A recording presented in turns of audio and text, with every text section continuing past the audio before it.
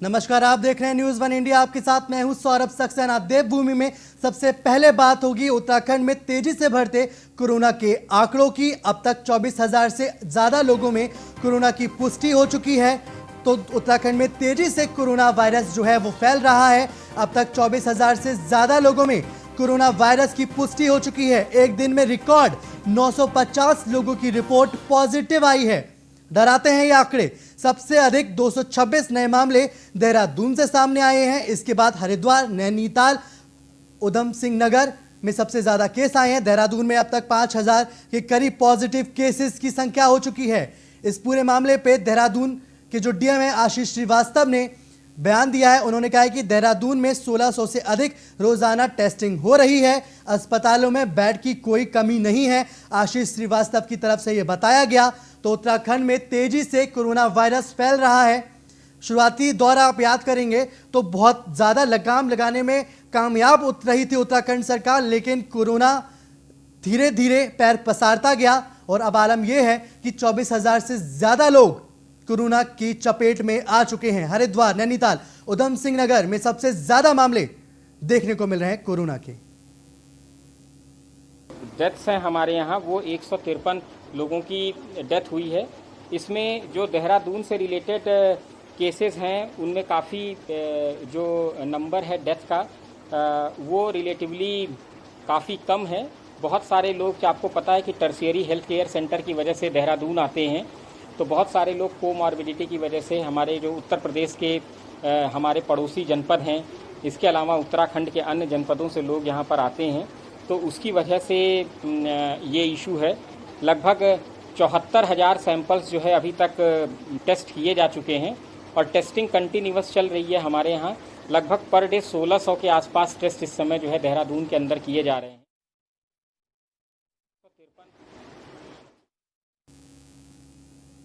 हमारे साथ फ़हीम तन्हा जुड़ गए हैं ज्यादा जानकारी के लिए। फ़हीम, साफ तौर पे डीएम का कहना है कि टेस्टिंग बढ़ रही है इसलिए केसेस बढ़ रहे हैं, क्या है जमीनी हकीकत?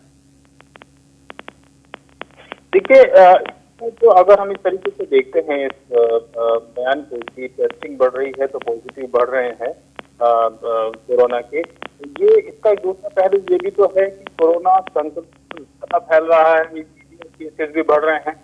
अगर टेस्ट ज्यादा होने का ही पैमाना संक्रमण के बढ़ने की संख्या पर भी है तो ये शायद उस रूप में ठीक नहीं है। इसका एक पहलू ये जरूर भी ध्यान रखना होगा कि टेस्ट ज्यादा होते हैं, ज्यादा पॉजिटिव से आ रहे हैं तो इसका संक्रमण भी ज्यादा फैल रहा है।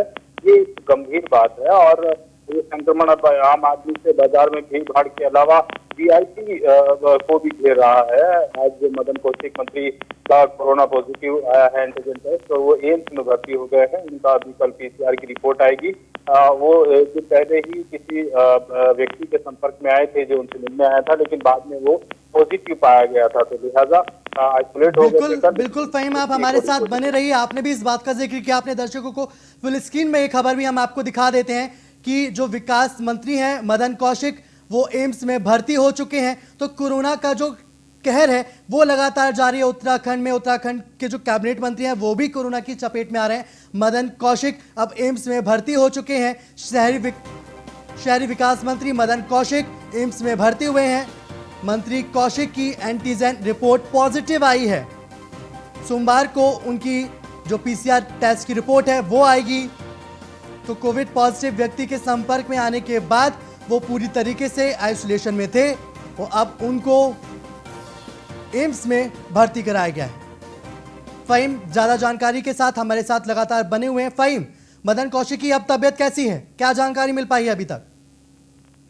उनकी तबियत ज्यादा खराब तो नहीं है, लेकिन उनके स्वास्थ्य में थोड़ी सी महसूस उनको कोरोना का जो असर है और गले में खरखराहट है, इसलिए उनको पॉजिटिव आने के बाद उनको एहतियात के तौर पर एम्स में भर्ती किया गया है। और हालांकि स्वास्थ्य ठीक है उनका, किस तरीके की कोई गड़बड़ नहीं है, लेकिन पॉजिटिव रिपोर्ट आने के बाद स्वास्थ्य विभाग की ये सलाह है कि उनको अस्पताल में रहना चाहिए। इसी तरीके से अगर देखते हैं तो मंत्री वो दुनियाल के पुत्र और उनकी भतीजी जो साथ में ही परिवार में रहते हैं वो पॉजिटिव आए हैं, इसलिए मंत्री सुबोध दुनियाल भी क्वारंटीन हो गए हैं। और आज की ताजा अपडेट रिपोर्ट है जो बुलेटिन है स्वास्थ्य विभाग का, उसमें करीब तो नए केस उत्तराखंड में पॉजिटिव आए हैं। इसमें देहरादून में भी बड़ी तादाद है। देहरादून, हरिद्वार, उधम सिंह नगर और नैनीताल जनपद, इन जिलों में ज्यादा केसेस भी 650 में से, बाकी और पर्वतीय जिलों में केसेस हैं। तो इस तरीके से हम देख रहे हैं कि 24,000 से ज्यादा की तादाद अब तक उत्तराखंड में हो चुकी है, जो पॉजिटिव केसेस हैं अब तक। और ये एक बड़ी तादाद है जिसको लेकर के अभी हम बात चर्चा कर रहे थे। पॉजिटिव लगातार बढ़ रहे हैं, इसका मतलब संक्रमण तेजी से फैल रहा है। बिल्कुल, उत्तराखंड में तेजी से जो संक्रमण है वो कोरोना वायरस फैल रहा है और जो कई मंत्री हैं वो भी अब कोरोना की चपेट में आ रहे हैं। अगली खबर में बढ़ते हैं। हमारे संवाददाता फहीम ने भी बताया था अभी हमें कि कृषि मंत्री सुबोध उनियाल अब होम सेल्फ आइसोलेट हो चुके हैं। मंत्री और जो उनके पुत्र और भतीजी है वो कोरोना पॉजिटिव है। कृषि मंत्री सुबोध उनियाल अब सेल्फ आइसोलेट हो गए हैं। उनका पुत्र और भतीजी कोरोना पॉजिटिव है।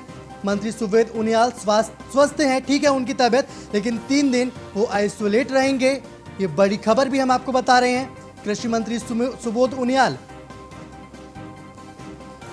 उनके घर में उनका बेटा और उनकी भतीजी पॉजिटिव आया, जिसके बाद उन्होंने फैसला किया कि वो 3 दिन आइसोलेट रहेंगे। तो आप देख सकते हैं इन खबरों से आपको भी बहुत ज़्यादा समझने की ज़रूरत है कि जो बहुत सारे जो खास लोग हैं, जो बड़े नेता हैं, वो भी कोरोना की चपेट में आ रहे हैं। तो कई लोगों को अब ऐसा लगता है कि कोरोना जा चुका है या फिर कोरोना से डरने की ज़रूरत नहीं है। बिल्कुल डरने की ज़रूरत नहीं है, लेकिन सावधान रहने की ज़रूरत है हम सभी को कोरोना से, क्योंकि कोरोना अभी ख़त्म नहीं हुआ है।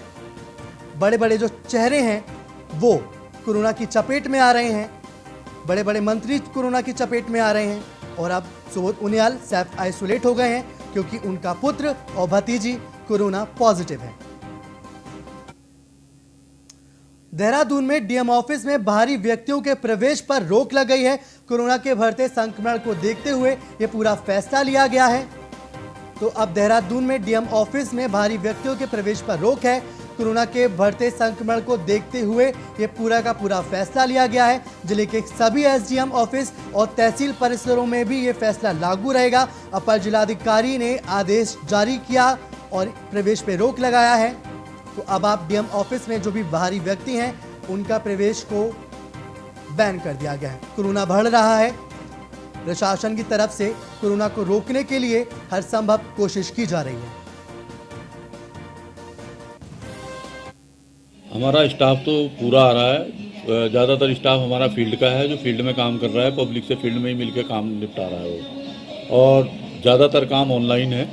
जो व्यवस्था डीएम साहब ने की है काम के लिए, उसी व्यवस्था में हम लोग काम कर रहे हैं। ऑफिस में किस तरह के मतलब बचाव के लिए क्या क्या आपने वो कहा? ऑफिस में बचाव के लिए डिब्बा रखा है फाइलें लेने के लिए, जिनको 3 दिन बाद उठाएंगे। और कम पब्लिक आने के लिए जो हमारे फील्ड कर्मी हैं उनको ज़्यादातर फील्ड में रहने के लिए बोला गया है। स्टाफ में भी कुछ कटौती की गई? नहीं, स्टाफ में कोई कटौती नहीं है। काम में कोई प्रभाव नहीं, काम में ऐसा कोई प्रभाव है नहीं। काम हम लोग तो कर ही रहे हैं। कोविड से संबंधित बहुत काम है, आपदा से संबंधित ये भी वर्षा ऋतु का था, बहुत काम है। और सीएम हेल्पलाइन है, प्रधानमंत्री हेल्पलाइन है, दुनिया भर की जांचें हैं, वो सब करते हैं। लोगों से क्या अपील रहेगी आपकी? तो कोरोना की चेन को तोड़ने के लिए हर संभव प्रयास सरकार और प्रशासन की तरफ से किया जा रहा है। अब आगे बढ़ते हैं। यूथ कांग्रेस के राष्ट्रीय अध्यक्ष श्रीनिवास बीबी सिंह हरिद्वार पहुंचे। इस दौरान युवा कांग्रेस के जिलाध्यक्ष अमरदीप सिंह रोशन ने कार्यकर्ताओं के साथ उनका स्वागत किया। तस्वीरें आप अपनी टेलीविजन स्क्रीन पर देख रहे हैं। बहादुराबाद के काली माता तिराहे पर सैकड़ों यूथ कांग्रेस के कार्यकर्ताओं ने जमकर स्वागत किया। कार्यकर्ताओं ने पार्टी जिंदाबाद के नारे लगाए। इस दौरान आप ये देखिए, हम बराबर बात कर रहे हैं कोरोना को लेके, और आप जरा तस्वीरों के जरिए देखिए कि ये लोग कितने गंभीर हैं। तस्वीरों में आप साफ साफ देख सकते हैं कि क्या गंभीरता है इनके पास। सोशल डिस्टेंसिंग की धज्जियां उड़ाई जा रही हैं। यूथ कांग्रेस के राष्ट्रीय अध्यक्ष श्रीनिवास बीबी के हरिद्वार पहुंचने पर युवा कांग्रेस के जिलाध्यक्ष अमरदीप रोशन ने कार्यकर्ताओं के साथ उनका स्वागत किया। बहादुराबाद के काली माता तिराहे पर सैकड़ों यूथ कांग्रेस के कार्यकर्ताओं ने जमकर स्वागत किया। इस दौरान सोशल डिस्टेंसिंग की धज्जियां उड़ी। कार्यकर्ताओं ने कांग्रेस पार्टी जिंदाबाद और श्रीनिवास जिंदाबाद के नारों के साथ उनका जोरदार स्वागत किया। यूथ कांग्रेस के राष्ट्रीय अध्यक्ष श्रीनिवास ने डिजिटल रोजगार रैली का भी शुभारंभ किया है। इस दौरान तस्वीरें देखिए और सोचिए कि सरकार गंभीर है, प्रशासन गंभीर है, लेकिन अगर आप गंभीर नहीं होंगे तो फिर कैसे काम चलेगा।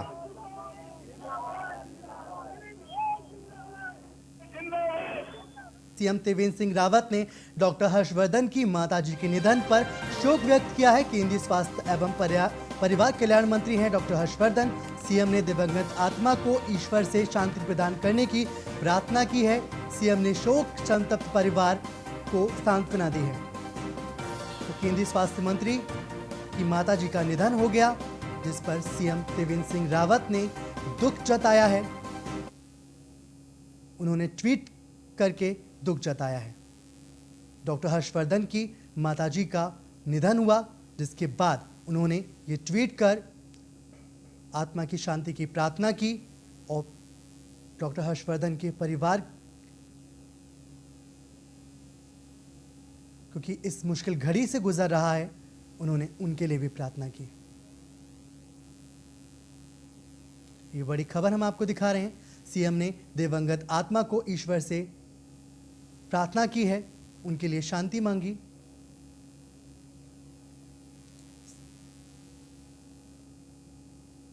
तो केंद्रीय स्वास्थ्य एवं परिवार कल्याण मंत्री हर्षवर्धन की माताजी का निधन हो गया है, जिस पर सीएम त्रिवेंद्र सिंह रावत ने दुख जताया है। खबरों में आगे बढ़ेंगे। उत्तराखंड में प्रवेश के लिए अब किसी पास की जरूरत नहीं है, लेकिन स्मार्ट सिटी की वेबसाइट पर आने का रजिस्ट्रेशन जरूर आपको कराना होगा। इस बड़ी खबर को हम आपको बता रहे हैं। अब आपको उत्तराखंड में जाने के लिए किसी भी पास की जरूरत नहीं है। हालांकि स्मार्ट सिटी की वेबसाइट पर आने का रजिस्ट्रेशन जरूर कराना होगा। उत्तराखंड में प्रवेश करते समय बॉर्डर पर रजिस्ट्रेशन चेक किया जा रहा है। डीजी कानून व्यवस्था अशोक कुमार ने वर्तमान में अपनाई जा रही एसओपी की डिटेल बताते हुए कहा कि जो लोग हाईली कोविड अफेक्टेड 34 चिन्हित स्थानों से आएंगे, उन्हें 7 दिन क्वारंटाइन किया जाएगा। होम क्वारंटीन में उन्हें रहना होगा। हालांकि क्वारंटीन होने का नियम परीक्षा देने वाले छात्रों पर लागू नहीं होगा। इसके अलावा शादी विवाह के कार्यक्रम के 31 सितंबर से नियमों में कुछ बदलाव किए गए हैं।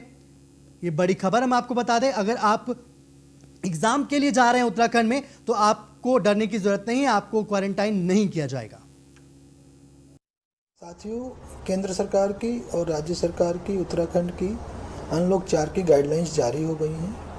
इसके हिसाब से सबसे पहली बात यह है कि अब से पहले उत्तराखंड आने के लिए आपको पास की आवश्यकता होती थी। अब पास की आवश्यकता नहीं रहेगी। आप सिर्फ अपना रजिस्ट्रेशन करा लें। देहरादून स्मार्ट सिटी पोर्टल है, उस पोर्टल पर ऑनलाइन रजिस्ट्रेशन करा लें, वो पर्याप्त है। उसमें किसी को मना नहीं है। कितनी भी पहले लिमिट भी थी रोज़ की 2000 की, अब वो लिमिट भी ख़त्म हो गई है। तो कोई भी आदमी जो आना चाहता है उसको स्मार्ट सिटी पोर्टल पर रजिस्टर कराना अनिवार्य है, पास लेना अनिवार्य नहीं है। तो अगली खबर नैनीताल से है, जहां हल्द्वानी नेशनल हाईवे 87 पर पहाड़ी पर भूस्खलन की वजह से यातायात 3 घंटे से बंद हो गया है। हाईवे बंद होने से दोनों तरफ वाहनों की लंबी कतार लग गई। बताया जा रहा है कि पहाड़ी का बड़ा हिस्सा खिसक गया और मलबे से सड़क पूरी तरह से पट गई। दोनों वाहनों का आवागमन थम गया। एनएच में तमाम स्थानों पर कमजोर पहाड़ियों पर मानसून में भूस्खलन होता रहता है। ये तस्वीरें आप देख रहे हैं, कितनी कठिनाई से लोग पार कर रहे हैं। हाईवे बंद होने से वाहनों की लंबी कतार आप अपनी टेलीविजन स्क्रीन पर इस वक्त देख सकते हैं। हाईवे पूरी तरीके से बाधित है। भूस्खलन होने के बाद नेशनल हाईवे 87 बाधित हो गया है।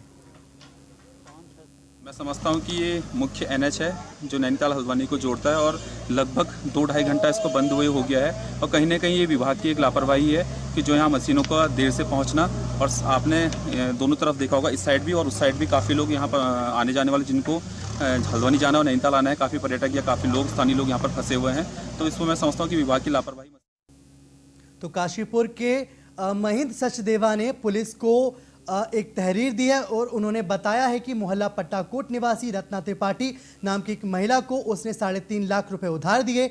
महिला ने उधार दी गई रकम के एवज में 2 चेक दिए, जिसमें एक cheque Punjab and Sind bank शाखा काशीपुर का 2,50,000 का चेक था, एक चेक उत्तराखंड ग्रामीण बैंक का था।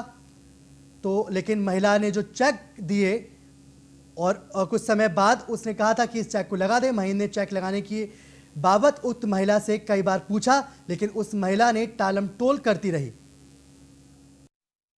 देखिए, जहाँ तक अभी हमें पता चला है कि जो ये पीड़ित व्यक्ति हैं ये अपनी शिकायत लेके हमारे खंड शिक्षा अधिकारी महोदय के पास गए थे। वहाँ से पता चला कि ये जो चेक हैं वो हमारे विद्यालय के हैं। तो उन्होंने हमसे संपर्क किया है और हमने पाया कि कार्यालय में जो हमारी जो ये चेकबुक थी उसमें से 3 चेक इसमें से मिस पाए गए हैं। तो हमने उसके बारे में विभाग को भी लिखित रूप में सूचित कर दिया है और पुलिस के में भी जो है इसके चल रही है। और अभी जो है अभी तक हम ये भी यहाँ पर कार्यालय पुलिस अपर पुलिस अधीक्षक ये चेक हमारा जो है छात्र निधि का बंद खाता है, ये खाता बंद हो चुका है। देखिए, अभी एक मामला हमारे संज्ञान में लाया गया है। पहले तो जो इसके क्लाइंट्स थे उनके द्वारा मामला लाया गया, क्योंकि पहले बताया गया था कि 2 चेक उत्तराखंड ग्रामीण बैंक के 2 अलग अलग चेक पहले ये GGIC के बताए गए थे, लेकिन छानबीन करने के बाद ये बताया गया कि ये राजकीय इंटर कॉलेज बरखेड़ी के चेक हैं। फिर हमने वहाँ के प्रधानाध्यापक से बात की तो लगा कि ये चेक जो है राजकीय इंटर कॉलेज बरखेड़ी से जो है ये गायब हुए हैं और इसके बारे में हम उच्चाधिकारियों को लिख रहे हैं। और दूसरा, प्रधानाचार्य जी को हमने FIR दर्ज कराने के जो है वो निर्देश उनको दे दिए गए हैं। इसमें जो भी वैधानिक कार्रवाई होगी उसको जो है कार्रवाई को किया जाएगा। कहते हैं कि ये कुछ उनके अलग थे, जैसे बाल निधि वगैरह होती है उसमें जमा होती है और छात्र निधि, तो लेकिन संज्ञान में यह आया कि ये खाता जो है काफ़ी पूर्व पहले बंद हो गया था। तो वहीं पौड़ी के श्रीनगर में हुई चोरी का खुलासा करने में नाकाम कोतवाली श्रीनगर पुलिस पर आरोप लगाया है। पुलिस नाबालिग पर दबाव बनाने का काम कर रही है। नाबालिग के परिजनों ने मुख्यालय पहुंचकर SSP पौड़ी से मिलकर इस संबंध में शिकायत की। नाबालिग का आरोप है कि पुलिस पूछताछ के नाम पर उसे रोज घंटों थाने में बैठाए रखती है। नाबालिग ने बताया कि उसे और उसके 2 साथियों को पूछताछ के नाम पर लगातार कोतवाली बुलाया जा रहा है। बीते दिन कोतवाली में उन्हें मुर्गा बनाने के साथ पीटा भी गया, ऐसे आरोप लग रहे हैं। तारीख को डामंगला में चोरी हुई थी, तो पुलिस वाले उन्होंने जांच पड़ताल की। तो जब वो उनकी जांच पड़ताल पूरी हुई तो उन्होंने मतलब शाम को जब हमको रात में 8 बजे बुलाया तो उन्होंने हमसे पूछताछ की। फिर उन्होंने हमको मतलब देर रात में घर छोड़ा और जब ऐसी करते मतलब 3 तारीख हुई तो 3 तारीख को मतलब उन्होंने हमको शाम को बुलाया। 2 तारीख हमको शाम को बुलाया तो उन्होंने वो सीधा हमको मेरा BTech का पेपर था, उन्होंने मेरे को BTech का पेपर देने इंद्रजीत राणा सर द्वारा मुझे उनका मतलब BTech का पेपर था वो देने नहीं जाने। उन्होंने बोला कि तू पेपर देने मैं तेरा इंतजार नहीं कर सकता, तू मुझे मेरे पास हमेशा रोज़ हाजिरी देगा, मैं तेरा इंतजार नहीं कर। तो मेरा BTech का पेपर छूटा, मेरा साल बर्बाद हो रहा, मैं नाबालिग हूँ। अब मुझे आगे कुछ करना था, मुझे भी बहुत फॉर्म डालने थे, उन्होंने मेरे को नहीं डालने। तो अगली खबर नरेंद्र नगर से है, जहां एक ऐसा बैंक है जहां 21 से 25 हज़ार तक खाता धारक हैं, लेकिन सिर्फ शाखा प्रबंधक और लिपिक ही संभालते हैं बैंक का कामकाज। जी हां, ये खबर हम आपको बता रहे हैं। विकास खंड की पट्टी दोगी के केंद्रीय स्थल गूलर में है ये SBI की शाखा। लिखा पढ़ी के बावजूद बैंक में नहीं की गई स्टाफ की नियुक्ति। शाखा प्रबंधक और लिपिक ने स्थानीय युवक को बैंक के कार्य के लिए नियुक्त किया है। लोगों ने केंद्रीय सचिव सरदार सिंह पुंडीर के नेतृत्व में बैंक परिसर में धरना दिया। शाखा प्रबंधक अमन कुमार ने 4 सूत्रीय मांग पत्र महाप्रबंधक को प्रेषित किया है। बैंक ग्राहकों और क्षेत्रीय जनता ने बैंक में खाली पदों पर तैनाती करने की मांग की है। 2 कमरे में चल रहे बैंक के लिए उचित व्यवस्था करने की भी मांग की गई है। 1990 में खोले गए इस बैंक में सिर्फ शाखा प्रबंधक समेत एक ही लिपिक तैनात है। 40 से 70 किलोमीटर की दूरी तय करके बैंक में ग्रामीण आते हैं और आलम क्या है आप तस्वीरों में देख सकते हैं। अभी यहाँ पर गुल्लर बैंक शाखा का एक कस्टमर हूँ और यहाँ पर लगभग 21 से लेकर 25,000 तक यहाँ पर खाता है। यहाँ पर कर्मचारी बहुत ही कम है, एक बैंक मैनेजर और एक लिपिक है। हम चाहते हैं कि बैंक का विस्तार किया जाए, जो दूर दूर से यहाँ पर लोग आते हैं उनके लिए, ताकि सुविधा हो। दिन भर लाइन में लगने के बाद भी वो लोग खाली हाथ यहाँ से जाते हैं, कोई सुविधाएं यहाँ पर उनको प्राप्त नहीं होती है। हम चाहते हैं जल्दी से जल्दी इसका निस्तारण हो, अन्यथा पूरी दोगी पट्टी 3 पट्टी के जो लोगों का यहाँ पर खाता है सब मिलकर एक बहुत बड़ा इसको जन आक्रोश के रूप में धारण कर लेगा। मातृ से बैंक जो है एक मैनेजर, प्रबंधक और एक जो है लिपिक के माध्यम से चल रहा है। अब उनको भी कितना जोखिम में डालें, वो भी बेचारे जितना कर रहे हैं वो सामर्थ्य से ज़्यादा कर रहे हैं, उनका धन्यवाद। मगर अफसोस है कि कई बार हमने ज्ञापन दे दिया, कई बार हमने पत्राचार के माध्यम। आने वाले दिनों में जो भीड़ की समस्या को हम सुलझाने में कामयाब होंगे। बाकी जो ब्रांच की बिल्डिंग की ब्रांच प्रीमाइसिस की बात है उसके लिए भी प्रपोजल भेजा गया है और उसके लिए बात चल रही है। और पानी की जो व्यवस्था के लिए बहुत बताया गया है कि उसके लिए भी हम RO लगवा देंगे अभी हाल फिलहाल में। तो आने वाले दिनों में जो बात यह है कि इस बैंक में बैंक मैनेजर सहित केवल एक लिपिक कार्यरत है और लगातार बैंक मैनेजर का कहना है कि हमने अपने उच्च अधिकारियों को पत्रजात प्रेषित किए हैं कि यहाँ पर कर्मचारियों की संख्या बढ़ाई जाए, जो अभी तक नहीं बढ़ाई गई है। उसी को लेकर के पट्टीदोगी क्षेत्र के लोगों ने और अन्य लोगों ने यहाँ पर आकर के आज धरना के रूप में एक प्रदर्शन और ज्ञापन यहाँ पर दिया है उच्च अधिकारियों को, यहाँ बैंक मैनेजर के माध्यम से। देखते हैं इनकी मांग कितना पूरा होती है। इनका कहना है अगर हमारी मांगों को नहीं माना गया तो हम बहुत जल्द आंदोलन की तैयारी करेंगे और नेशनल हाईवे को गुल्लर में जाम करेंगे। नरेंद्र नगर से न्यूज़ 1 इंडिया के लिए मैं वाचस्पति।